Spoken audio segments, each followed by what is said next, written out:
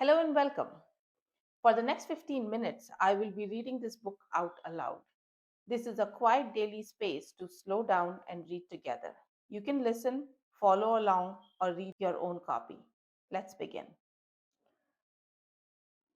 Wuthering Heights by Emily Bronte. Chapter 7. Kathy stayed at Thrushcross Grange 5 weeks, till Christmas. By that time, her ankle was thoroughly cured and her manners much improved.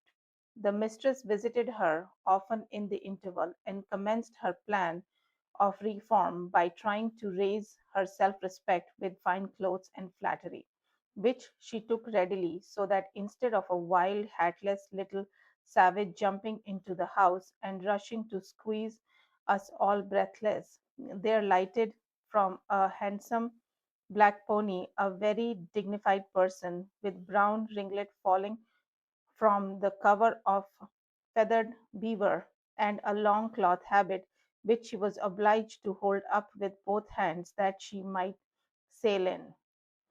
Hindley lifted her from her horse, exclaiming delightedly, "Why, Kathy, you are quite a beauty. I should scarcely have known you. You look like a lady now. Isabel Linton is not to be compared with her, is she, Francis?" "Isabel has not her natural advantages," replied his wife, "but she must mind and not grow wild again here. Ellen, help Miss Catherine off her things.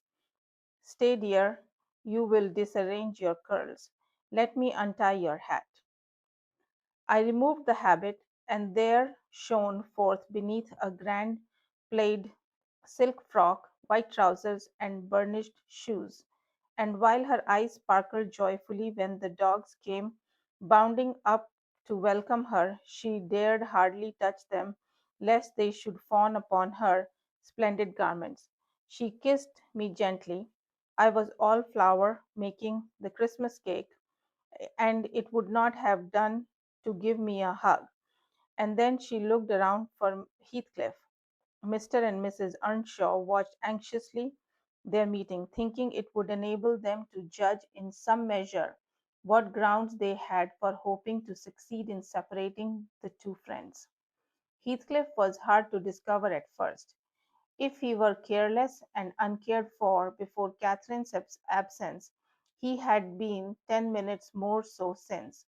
Nobody but I even did him the kindness to call him a dirty boy and bid him wash himself once a week, and children of his age seldom have natural pleasure in soap and water.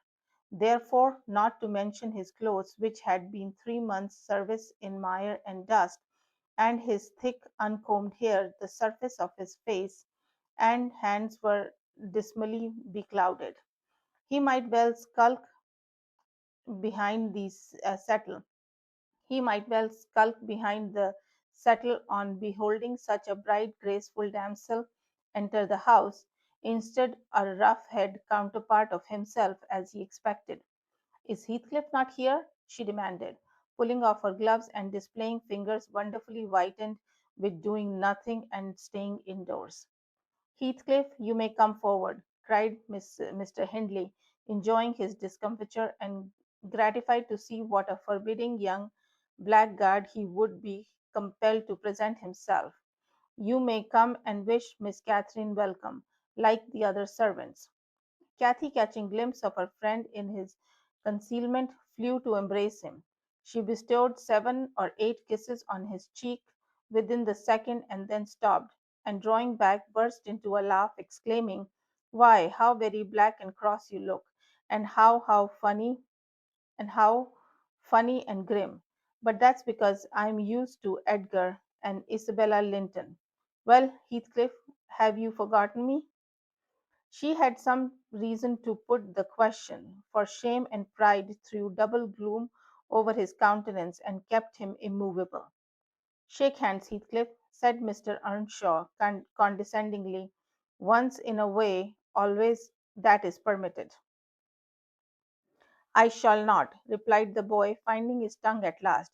"I shall not stand to be laughed at. I shall not bear it."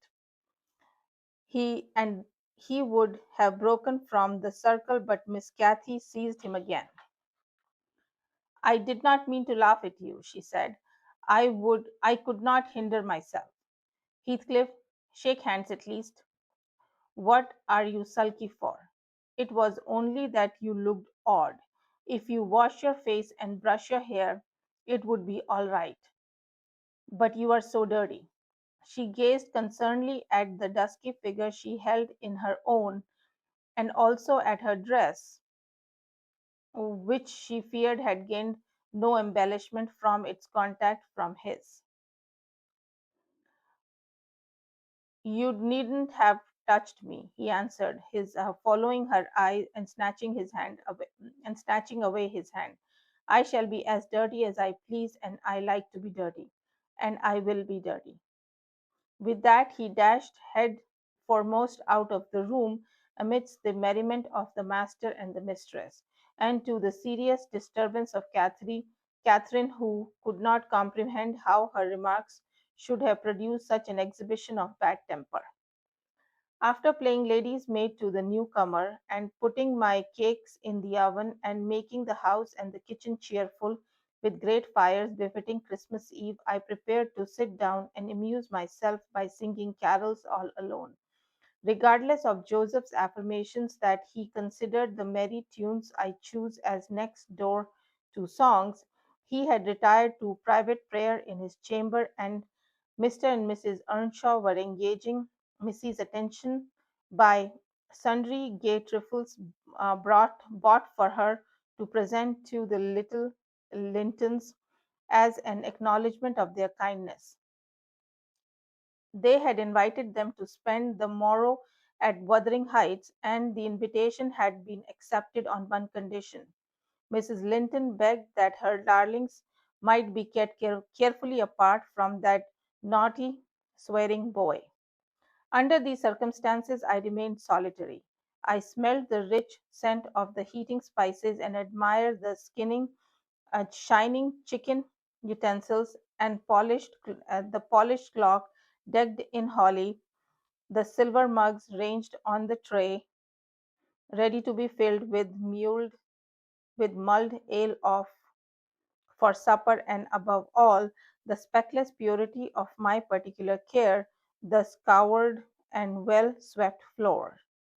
I gave due inward applause to every object, and then I remembered how old Earnshaw used to come in when all was tidied and call me cant lass, and slip a shilling into my hand as a Christmas box, and from that I went on to think of his fondness for Heathcliff, and his dread lest he should suffer neglect after death had removed him.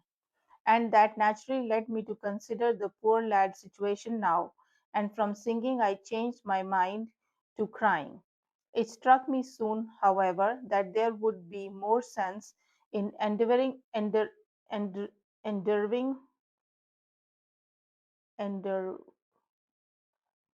however, there would be more sense in endeavoring to repair some of his wrongs than shedding tears over them. I got up and walked into the court to seek him. He was not far. I found him smoothing the glossy coat of the new pony in the stable and feeding the other beasts according to custom. Haste, Heathcliff, I said. The kitchen is so comfortable, and Joseph is upstairs. Make haste, and let me dress you smart before Miss Cathy comes out, and then you can sit together with the whole hearth to yourself and have a long chatter till bedtime. He proceeded with his tasks and never turned his head towards me. Come, are you coming? I continued. There is a little cake for each of you, nearly enough, and you'll need half an hour's donning. I waited 5 minutes, but getting no answer, left him. Catherine supped with her brothers and sister in law. Joseph and I joined an unsociable meal, seasoned with reproofs on one side and sauciness on the other. His cake and cheese remained on the table all night for the fairies.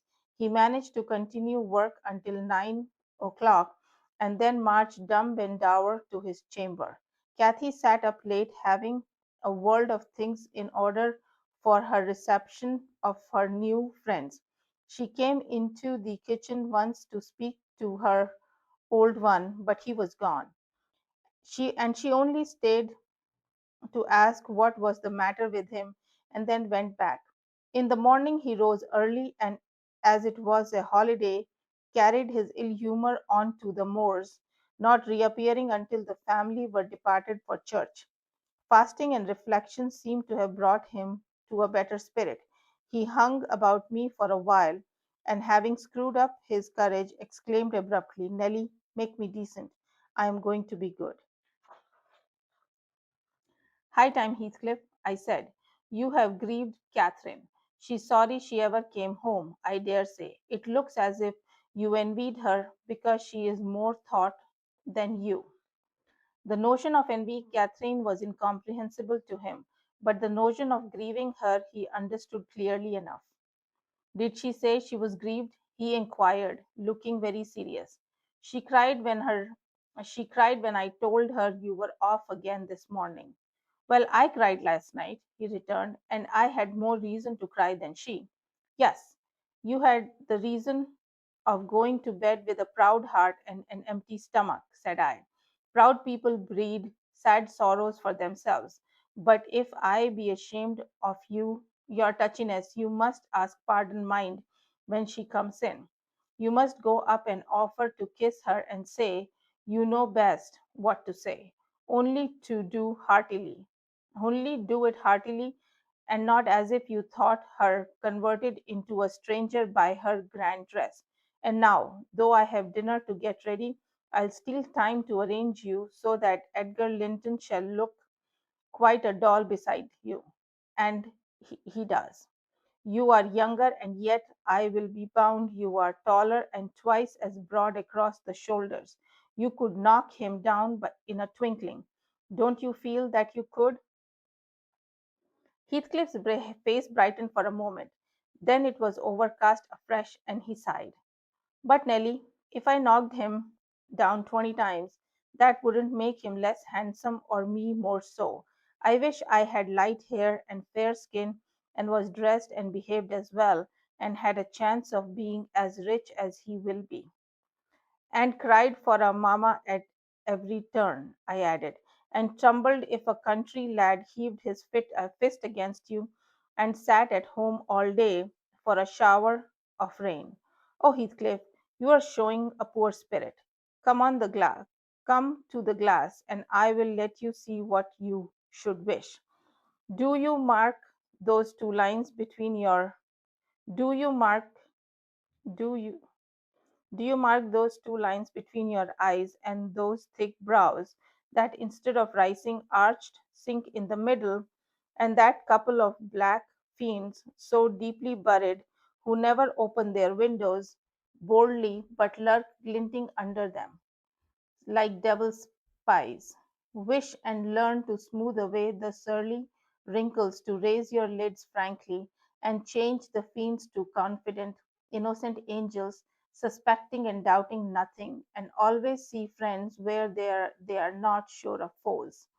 Don't get the expression of vicious cur that appears to know that the kick it gets are its deserts, and yet hates all the world as well as the kicker for what it suffers.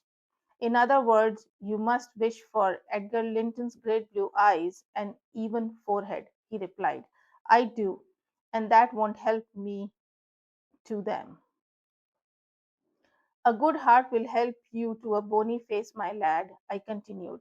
If you were a regular black, and a bad one will turn the boniest into something worse than ugly.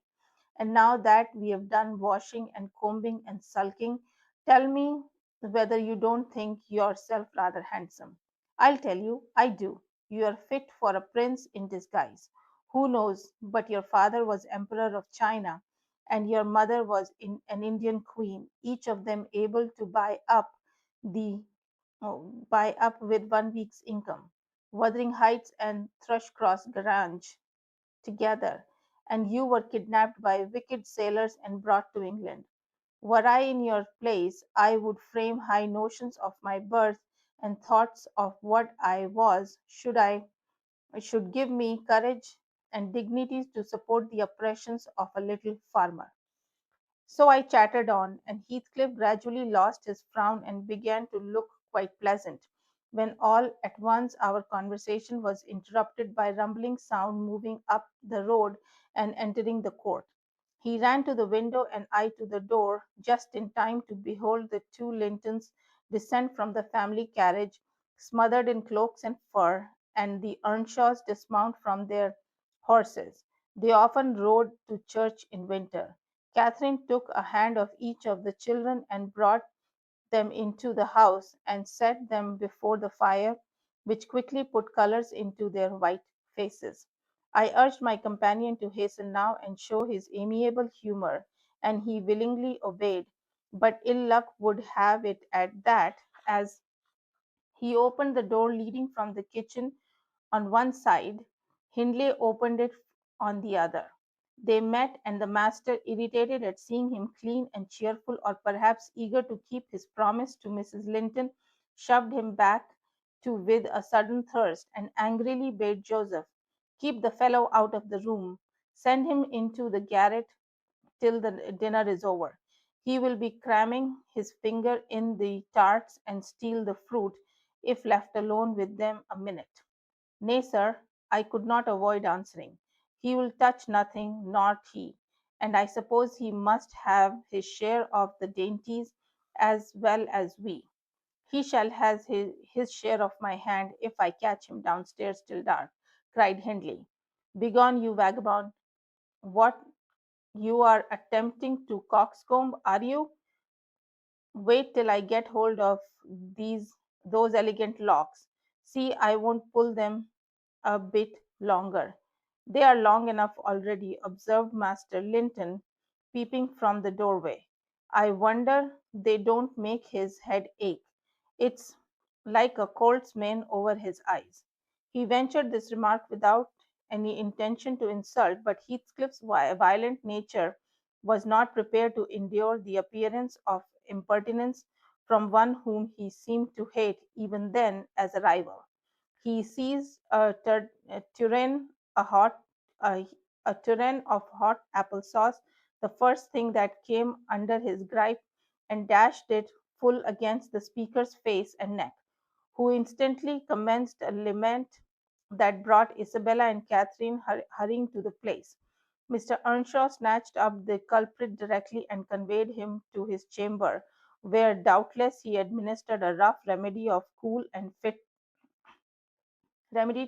the fit of passion, for he appeared red and breathless.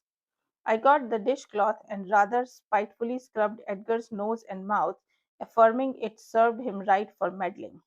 His sister began weeping to go home, and Kathy stood by confounded, blushing for all. You should not have spoken to him, she expostulated with Master Linton. He was in a bad temper, and now you've spoiled your visit, and he will be flogged. I hate him to be flogged. I can't eat my dinner. Will you? Why did you speak to him, Edgar? I didn't, sobbed the youth, escaping from my hand and finishing the remainder of the purification with his cambric pocket handkerchief. I promised Mamma that I wouldn't say one word to him, and I didn't. Well, don't cry, replied Catherine contemptuously. You are not killed. Don't make more mischief. My brother is coming. Be quiet. Hush, Isabella. Has anybody hurt you? There, there, children, to your seats, cried Hindley, bustling in. That brute of a lad has warmed me nicely. Next time, Master Edgar, take the law into your own fists. It will give you an appetite. The little party recovered its equanimity at the sight of the fragrant feast. They were hungry after their ride and easily consoled, since no real harm had befallen them. Mr. Earnshaw carved bountiful platefuls, and the mistress made them merry with lively talk. I waited behind her chair, and was pained to behold Catherine, with dry eyes and indifferent air, commence cutting up the wing of a goose before her. An unfeeling child, I thought to myself. How lightly she dismisses her old playmate's troubles. I could not have imagined her to be so selfish. She lifted a mouthful to her lips, then she set it down again. Her cheeks flushed and tears gushed over them. She slipped her fork to the floor and hastily dived under the cloth to conceal her emotion. I did not call her unfeeling long, for I perceived she was in purgatory throughout the day and wearying to find an opportunity of getting by herself or paying a visit to Heathcliff, who had been locked up by the master, as I discovered on endeavoring to introduce to him a private mess of victuals. Thank you.